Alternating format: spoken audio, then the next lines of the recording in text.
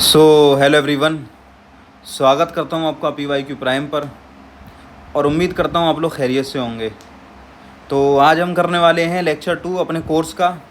पहला लेक्चर हम कर चुके थे जिसमें हमने जो चीज़ें डिस्कस की थी उसको इसमें रिवाइज भी करेंगे और फिर आगे बढ़ेंगे। तो बिना किसी देरी के वीडियो को शुरू करते हैं और जानते हैं आगे हमको क्या पढ़ना है। हमने जैसा कि आपको मालूम है पहले लेक्चर में पढ़ाया था कि बातें कोई भी दुनिया में बोली जाती हैं वो 3 तरह की हो सकती हैं।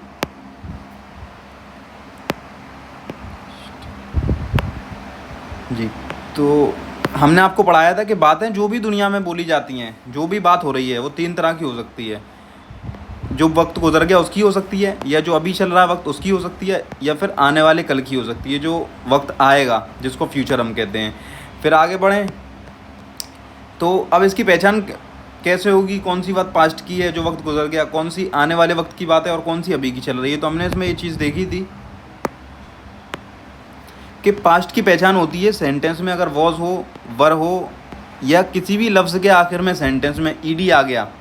जैसे प्लेस है, ये स्पेलिंग है, अब ईडी आ गया ना, प्लेस्ड, ये पास्ट में पहुंच गया।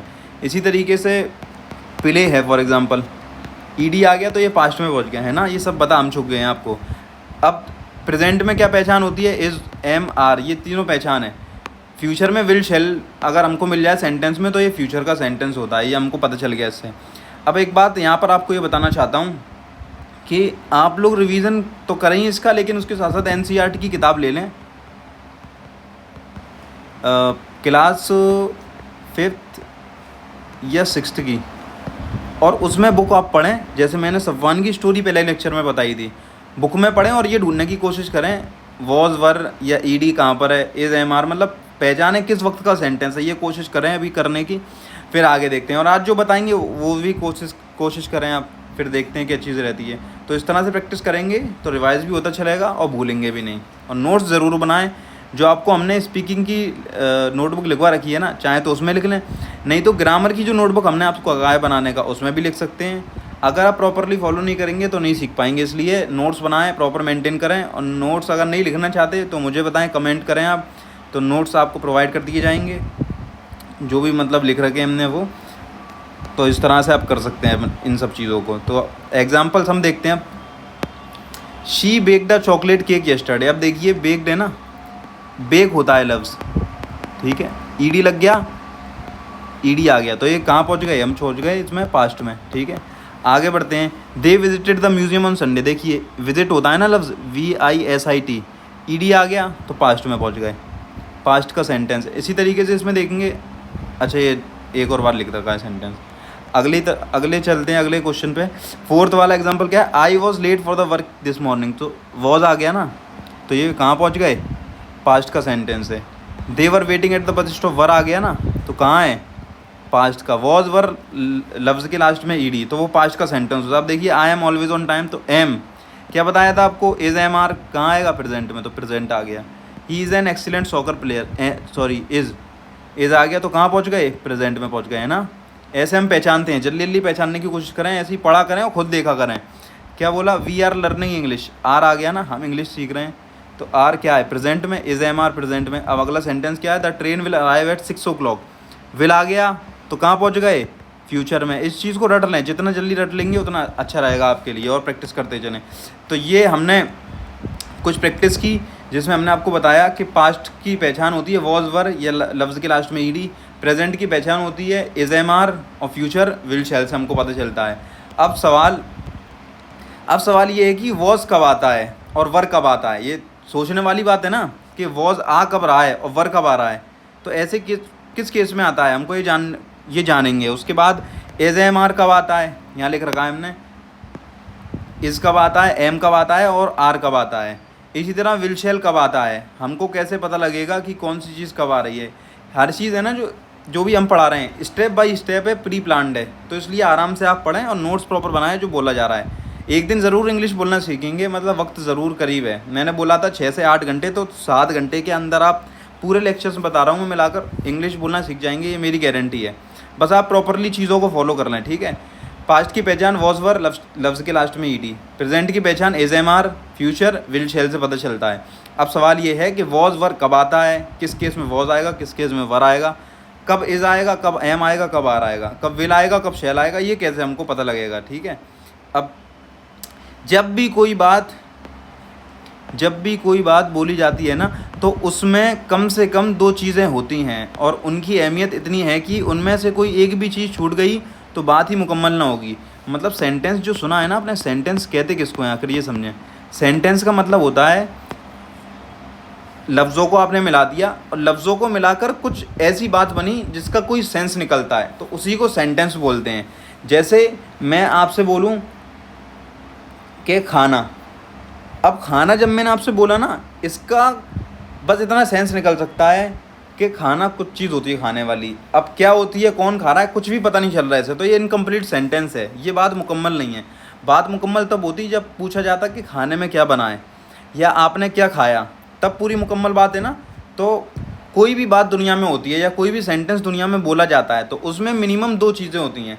अगर वो दो चीज़ें ना हों तो सेंटेंस ही नहीं बनेगा, मतलब बात ही मुकम्मल नहीं होगी।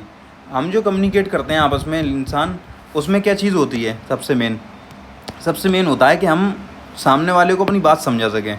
ठीक है, कम्युनिकेट करके तो बात कैसे समझेगा वो हमारी, जब हम उसको पूरा कंप्लीट चीज़ें बताएंगे, कंप्लीट सेंटेंस बताएंगे। सेंटेंस ही जब कंप्लीट नहीं होगा हमारा तो कैसे समझ पाएगा वो। और सेंटेंस या बात कोई भी कैसे कंप्लीट होती है, कैसे पता चलता है, उसमें मिनिमम दो चीज़ें होती हैं। वो चीज़ें क्या होती हैं अभी आपको बताते हैं, लेकिन इसको और मिसाल से आप समझ लीजिए। ये ऐसी चीज़ें हैं कि इसमें से एक भी छूटी तो वो बात नहीं होगी पूरी। जैसे इंसान है, पूरा इंसान पूरे जिस्म का एक वजूद है, जैसे उसमें हाथ भी हैं, पैर भी हैं, सर भी है, पेट भी है। अगर आप इसमें से एक भी चीज़ हटा देंगे ना तो इंसान फिर वो मुकम्मल इंसान नहीं रहेगा, फिर वो अधूरा होगा। जैसे आपने सर काट दिया, उसका सर काट दिया तो इंसान तो मर ही जाएगा, तो ये मुकम्मल नहीं हो सकता। इंसान को मुकम्मल होने की हर चीज़ चाहिए, अगर नहीं होगा तो फिर वो इंसान ही नहीं कहलाएगा। इसी तरीके से ग़िज़ा मतलब जो खाना होता है, चाय फॉर एग्जांपल बना दीजिए, आपने देखा है कि बिना दूध की चाय बन गई हो।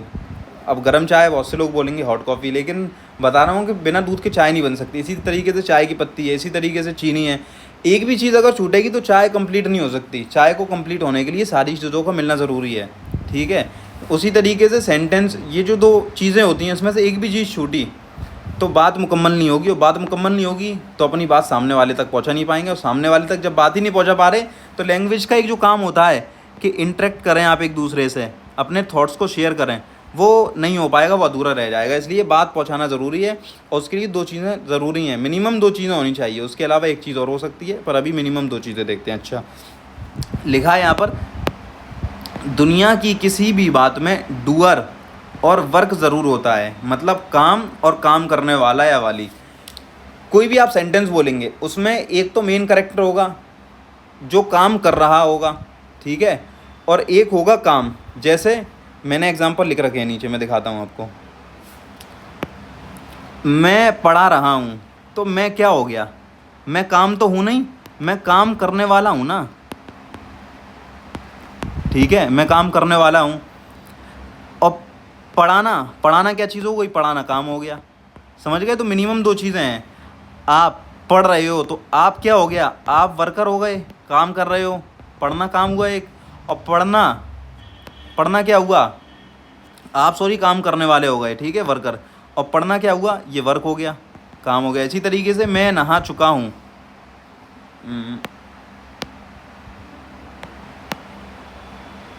अगला सेंटेंस है मैं नहा चुका हूँ, तो मैं क्या हो गया, मैं काम करने वाला वर्कर हो गया, ठीक है, मैं वर्कर हो गया। और नहाना क्या हो गया, नहाना वर्क हो गया, है ना। नहाना काम हो गया और मैं हो गया काम करने वाला। इसी तरीके से सफ़वान ने नाश्ता कर लिया, तो सफ़वान क्या हो गया, काम करने वाला हो गया, क्योंकि नाश्ता करना एक काम है, तो सफ़वान काम करने वाला हो गया। और नाश्ता करना क्या हुआ, नाश्ता करना एक काम हो गया, नाश्ता करना, ठीक है। मैं अपने घर जाऊँगा, तो मैं क्या हुआ, मैं वर्कर हुआ, क्योंकि मैं कर रहा हूँ इस चीज़ को। और घर जाना ये एक काम हुआ, तो काम है इसमें, और वर्कर मैं मतलब काम कर रहा हूँ कोई। मैं आपको ऐसी इंग्लिश सिखा दूंगा कि आप कभी भी इंग्लिश में परेशान नहीं होंगे। तो मैं काम कर रहा हूँ ना कोई, मैं सिखाऊंगा, तो मैं क्या हुआ, मैं वर्कर हुआ, मतलब काम कर रहा हूँ, कुछ काम करने वाला। और इंग्लिश सिखाना ये काम हो गया, ठीक है। तो ये मिनिमम दो चीज़ें हुआ करती हैं किसी भी सेंटेंस में। अब डू मिस इंग्लिश में एक चीज़ बताऊँ आपको, डू मिस क्या होता है? डू मिस होता है काम करना, ठीक है। क्या होता है डू का मतलब? डू का मतलब काम करना। तो अभी मैंने इसको काम कर, जैसे वर्क होता है काम, ठीक है, ई आर लगा दिया तो वर्कर, काम करने वाला। ऐसे ही डू भी होता है काम, और ई आर लगा दिया डूअर, तो ये काम करने वाला। तो मैं वर्कर वर्कर बोलूँ या डूअर बोलूँ, बात सेम है। तो आप कोई काम करते हैं तो आप डूअर कहलाएंगे, आप वर्कर कहलाएंगे, और जो काम होता है वो वर्क होगा, मतलब काम, ठीक है, उसको वर्क बोलते हैं। काम को वर्क और काम करने वाले को वर्कर। डू को वर्क, डू काम हो गया करना, और डूअर मतलब काम करने वाला, समझ गए। तो किसी भी सेंटेंस में मिनिमम दो चीज़ें होती हैं, ये याद कर लीजिए। अब ये समझ में आ गया होगा ना, पास्ट प्रेजेंट फ्यूचर की पहचान जो चीज़ हमने बताई है, वॉज वर या लफ्ज़ के लास्ट में ई डी हो, past is am are, present हुआ विल शैल, फ्यूचर पहुँचे। अब अगली बात मैंने आपको ये बताई, दुनिया की कोई भी बात होगी उसमें मिनिमम दो चीज़ें होती हैं, एक तो काम करने वाला और एक खुद काम मौजूद होता है। जैसे मैं पढ़ा रहा हूँ तो मैं हो गया करने वाला, क्योंकि मैं पढ़ा रहा हूँ ना, मेन कैरेक्टर हो गया मैं। और आप पढ़ रहे हैं तो आप मतलब पढ़ा रहा हूँ, तो ये पढ़ाना क्या हो गया, ये काम हो गया, और मैं काम करने वाला हो गया। अच्छा, तो ये डूअर होता है ना, जो जो वर्कर होता है, जो काम करता है, ठीक है, मेन कैरेक्टर जिसको बोलते हैं, जो मेन कैरेक्टर होता है, ठीक है, जिसको सब्जेक्ट भी बोला जाता है, डूअर या वर्कर। इसके कुछ टाइप्स होते हैं, वही टाइप्स हमको समझने हैं, फिर आगे बढ़ते हैं। तो डूअर जो होता है ना, काम करने वाला, तो आपने सेंटेंस में देखा होगा ही, शी, इट, आई, और इसी तरीके से यू है, वी है, दे है, ये सारी चीज़ें आपने देखी होंगी। अब ये हैं क्या, वो बता रहा हूँ आपको। जो काम करने वाला शख्स है ना, जो बंदा या बंदी है, जो कोई भी काम कर रहा है, तो वो इनमें से ही कोई होगा, ठीक है। फिर समझाता हूँ।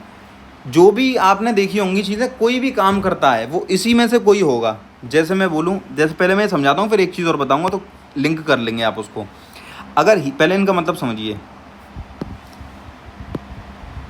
कभी भी ही आएगा ना, ही, तो ही आप समझिए लड़के के लिए यूज़ होता है। किसके लिए? लड़के के लिए। और शी किसके लिए यूज़ होता है? शी होता है लड़की के लिए यूज़, ठीक है। इट किस लिए यूज़ होता है? इट होता है जो चीज़ जिंदा नहीं होती, नॉन लिविंग थिंग्स जिसको कहते हैं, या फिर एनिमल्स को। जैसे मैं बोल सकता हूँ इट इज़ ए टाइगर, यह एक टाइगर है। मैं ये नहीं बोलूँगा कि ही इज़ अ टाइगर या शी इज़ अ टाइगरेस, ऐसे नहीं बोलेंगे कभी भी। इट बोलेंगे हमेशा जानवरों के लिए, ठीक है। तो इट आ गया। उसी तरीके से आई किसके लिए आएगा? आई का मतलब होता है मैं, आई एम साकिब, मैं साकिब हूँ। या आप बोलेंगे आई एम सफ़वान, मैं सफ़वान हूँ। ये इस तरह से आई का मतलब है मैं। यू का मतलब होता है तुम या आप। ये तो बहुत बेसिक चीज़ें पता होंगी आपको। बस पहली कंडीशन ये रखी थी कि इंग्लिश आपको पढ़ना आती हो, और इंग्लिश आपको पढ़ना आती है तो आई और यू, इन सब का मतलब आप आसानी से समझते होंगे। और यहाँ लिखा भी है, नहीं जानते तो। यू का मतलब होता है आप या तुम, और तुम या आपका क्या मतलब हुआ? जैसे मैं बोलूँ यू आर स्टडिंग, आप पढ़ रहे हैं, तो यू समझ रहे हैं ना, यू हो गया आप, या तुम पढ़ रहे हो, यू आर स्टडिंग, ऐसे भी बोल सकते हैं, यू आर लर्निंग। अगला लफ्ज़ है वी, ठीक है। वी का मतलब होता है हम। जैसे we are discussing some things, हम कुछ चीज़ों को डिस्कस कर रहे हैं, तो वी से, वी का मतलब होता है हम। याद कर लीजिए इसको, वी का मतलब क्या होता है? हम। दे का मतलब होता है वो। अब वो लड़कियां भी हो सकती हैं, ये थोड़ा गलत हो गया है। दे आर प्लेइंग, वो खेल रहे हैं या फिर वो खेल रही हैं, तो दे आर से समझ में आ गया, दे आर प्लेइंग, वो होता है इसका मतलब, वो खेल रहे हैं। तो याद करिए इसको। अब एक चीज़ बताता हूँ आपको, ये जो चीज़ बोली है ना मैंने, he, she, it, I, you, we और दे,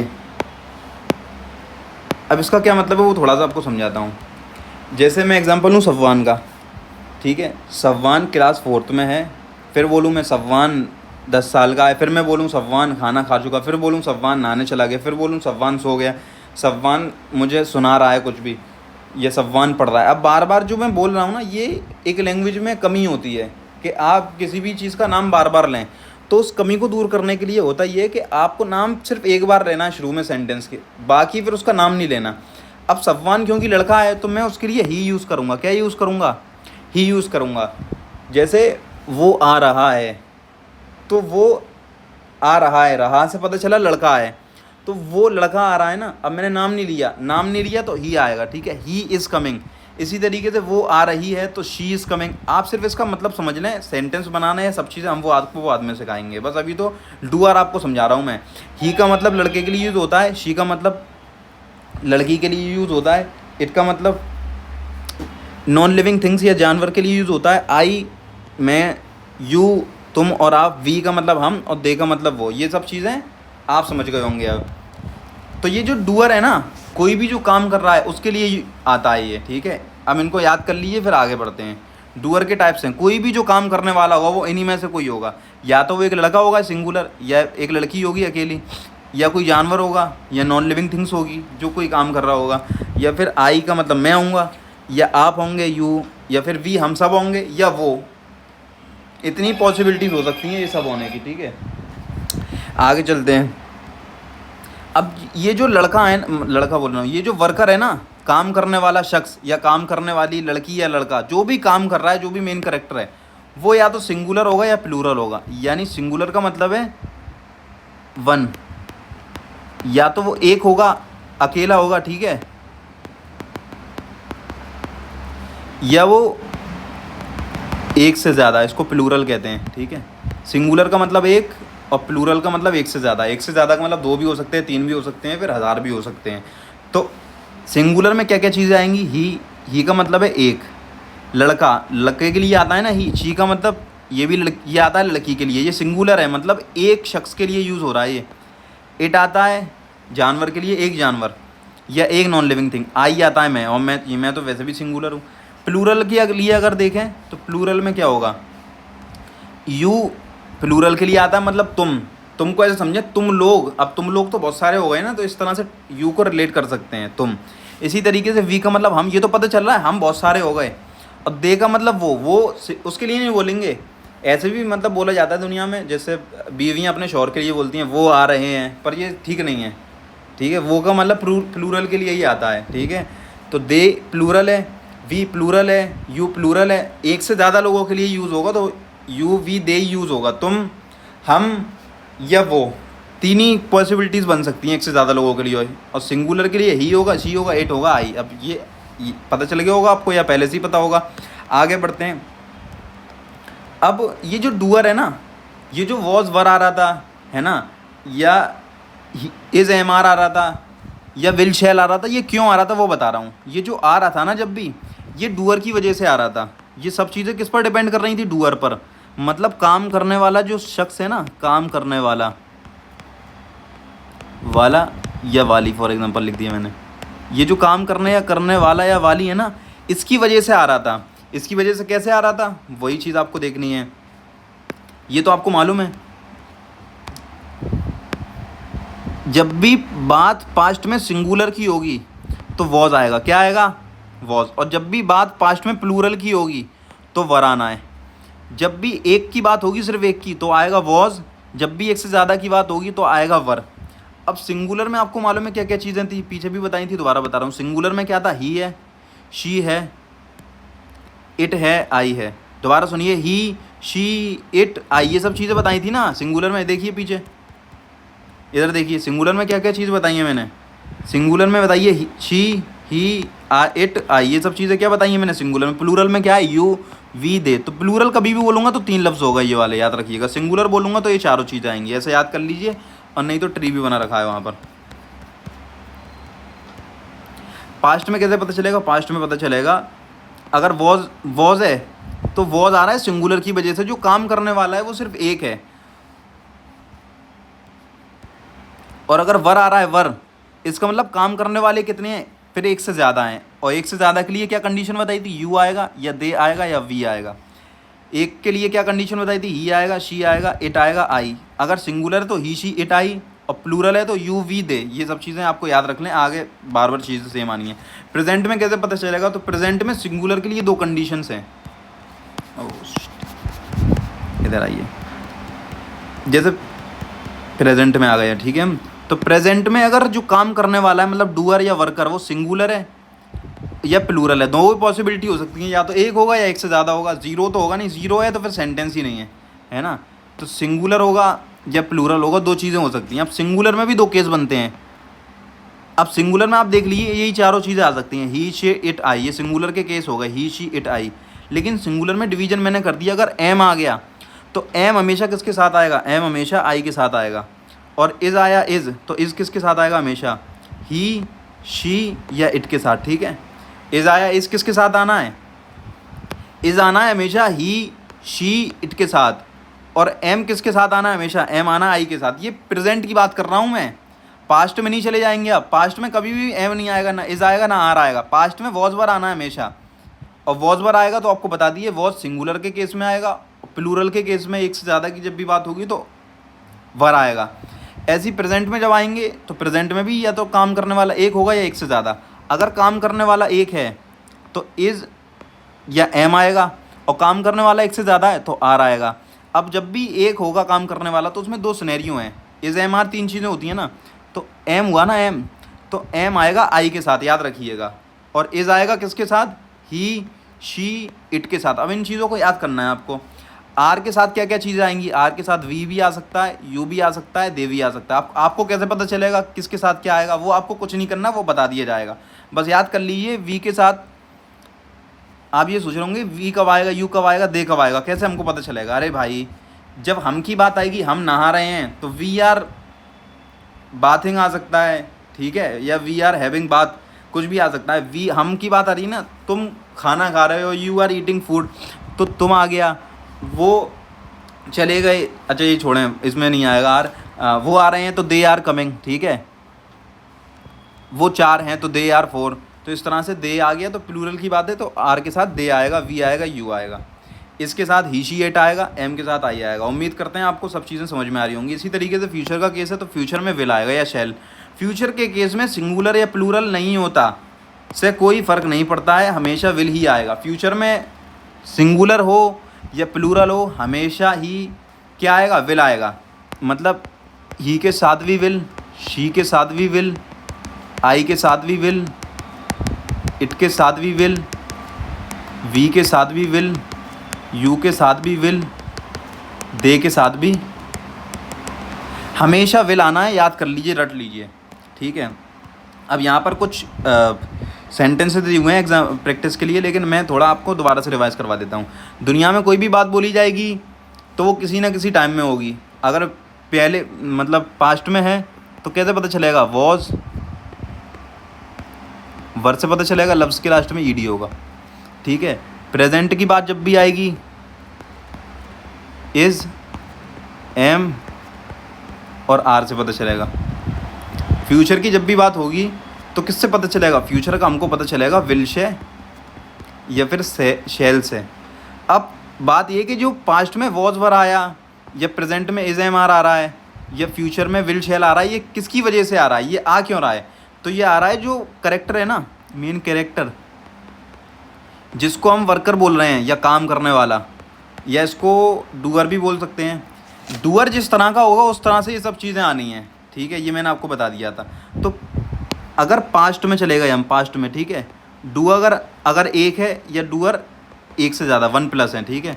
तो अगर डूअर सिर्फ एक है तो क्या होगा, एक के केस में होगा ये कि वॉज आएगा, और एक से ज़्यादा का केस होगा, एक से ज़्यादा का केस तो क्या आएगा, तो वर आना है, ठीक है। एक के केस में वॉज आएगा, एक से ज़्यादा का केस में वर आएगा। तो एक में कौन कौन सी कंडीशन होती है, ही होगा, शी होगा, इट होगा या आई होगा।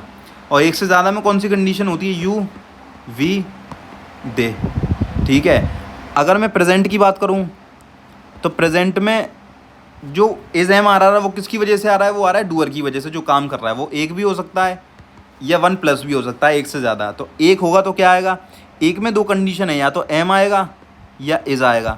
एम हमेशा आएगा आई के साथ, इज़ आएगा ही के साथ, इज़ आएगा शी के साथ, इज़ आएगा इट के साथ। इन सब का मतलब मैं पहले ही आपको समझा चुका हूँ। इट का मतलब क्या है, शी का मतलब क्या है, आई का मतलब क्या है। और जब भी एक से ज़्यादा की बात होगी तो किसके साथ आएगा, एक से ज़्यादा की बात होगी तो हमेशा आर आएगा। आर किसके साथ आएगा, किसके केस में, क्योंकि एक से ज़्यादा की बात हो रही है ना, तो एक से ज़्यादा या तो वी होगा या दे होगा या यू होगा। और जब हम फ्यूचर की बात करेंगे, फ्यूचर किसकी बात करेंगे, फ्यूचर की बात करेंगे, किसकी, फ्यूचर की। तो फ्यूचर के केस में हमेशा विल आएगा, चाहे एक हो या एक से ज़्यादा काम करने वाले हो, ठीक है, हमेशा उसके साथ विल आएगा। अब देखें, यहाँ देखते हैं हम, पहले ये देखिए ये सेंटेंस कब का है, ये पहचान है कब का सेंटेंस है, इज़ कब का, ये प्रेजेंट का है, ठीक है। अब मैंने आपको क्या बताया था, प्रेजेंट में इज़ एम आर आएगा, तो प्रेजेंट में पता चल गया हमको इज़ आ गया।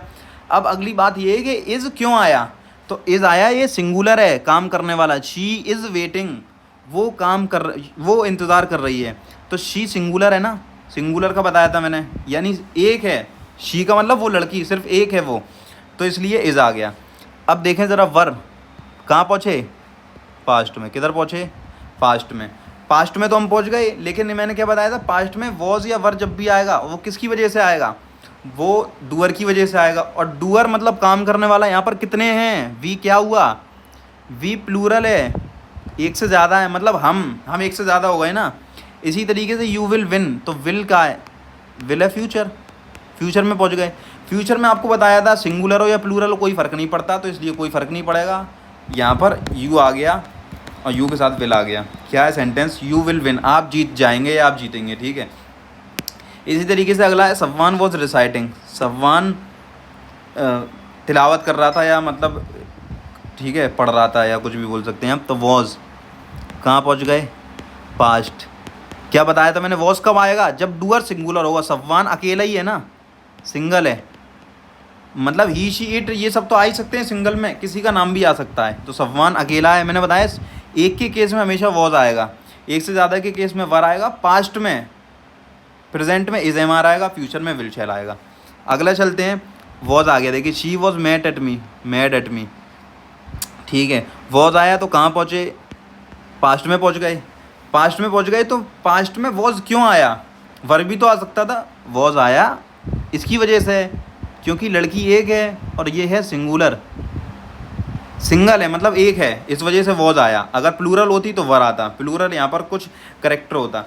दे आर प्लेइंग, आर प्रेजेंट में पहुँच गए, ठीक है, इतना तो याद हो गया होगा आपको। आर, अच्छा दे, आर क्यों आया, आर इसलिए आया क्योंकि ये जो सब्जेक्ट है या फिर जो प्लूर या जो डूअर है काम करने वाला, वो एक से ज़्यादा है। दे मीन्स वो, और वो कितने होते हैं, वो 1+ होते हैं, एक से ज़्यादा ही होंगे हमेशा, 2 होंगे या 3 होंगे, कितने भी हो सकते हैं। इसी तरीके से I am a cockroach for example मैंने बोला, तो एम आया, एम कहाँ पहुँच गए, प्रेजेंट में। और आपको मैंने बताया था एम के साथ हमेशा आई आना है, ये कभी नहीं आएगा कि सफ़वान एम स्टूडेंट, ये गलत हो गया, एम के साथ आएगा I am a student for example, ठीक है। एम के साथ हमेशा क्या आएगा, आई, या आई के साथ हमेशा एम आना, ऐसे कर सकते हैं आप। प्रेजेंट में आई के साथ वॉज भी आ जाएगा, लेकिन वो पास्ट में आएगा, ठीक है, ये बता चुका हूँ मैं आपको। देखें इधर, ये बताया है ना मैंने, वॉज है, और देखिए यहाँ, ये देखिए वॉज लिखा हुआ है, इरेज करता हूँ उसको, ये देखिए वॉज लिखा हुआ है, और वॉज आई भी देखें, वाई आई यूज़ हो सकता है वॉज के साथ, लेकिन कहाँ पर, पास्ट में। प्रेजेंट में हमेशा इज एम आर आएगा, ठीक है, इससे पता चलेगा हमको। अच्छा आगे चलते हैं, अगला क्वेश्चन है, मतलब एग्जांपल है, यू आर लर्निंग, तो आर आ गया, आर आया तो आर प्रेजेंट में आएगा, इज एम आर से पता हमको चल गया।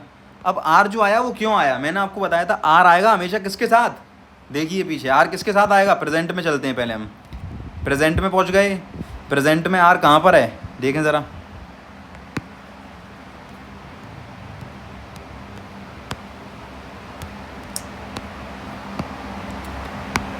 प्रेजेंट में आर किसके साथ है, प्रेजेंट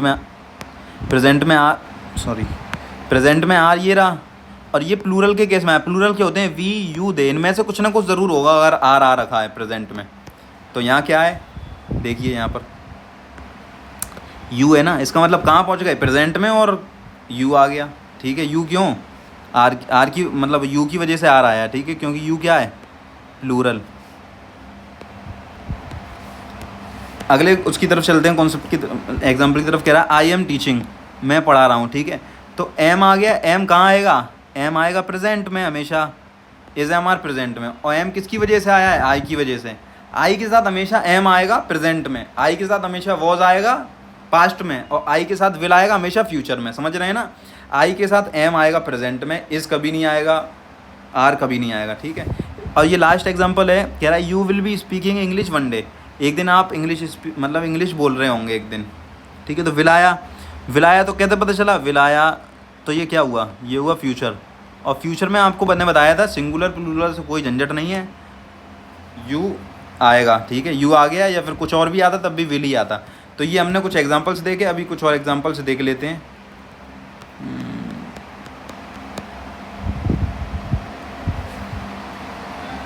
ये एग्जांपल्स देखिए,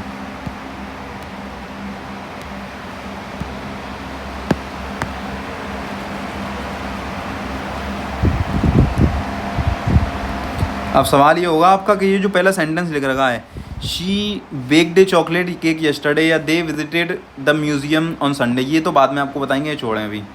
इसमें क्यों रूल नहीं अप्लाई हो रहा है, क्योंकि इसमें है ही नहीं ना वॉज वर। इसमें किस तरह से चीज़ आ रही है वो आपको बताएंगे, आप बस याद कर लीजिए वीडियो जितना बताया क्या है। आगे चलते हैं, क्या बोल रहा है, I was late for the work this morning, was आ गया, पास्ट में पहुँच गए, पास्ट में सिंगुलर है, वॉज क्यों आया है, सिंगुलर की वजह से आया होगा, सिंगुलर क्या है, आई सिंगुलर है ना, आई एक है इकलौता, ठीक है, इस वजह से। वर आ गया, पास्ट में पहुंच गए, वर आया तो पास्ट में तो पहुंच गए, लेकिन वर क्यों आया, क्योंकि जो मेन करेक्टर है दे, वो एक से मतलब वो प्लूरल है। इसी तरीके से एम आ गया, प्रेजेंट में पहुंचे, एम के साथ हमेशा आई आएगा। ही is an excellent soccer player, तो इज़ आ गया, प्रेजेंट में पहुंचे, इज़ आएगा किसके साथ आएगा, सिंगुलर के साथ। तो ही शी इट में से कुछ भी आ सकता है, ही आ गया, और आई अगर आ गया तो उसके साथ एम हमेशा आना है, तो इज़ आया, ही शी इट आएगा उसके साथ प्रेजेंट में।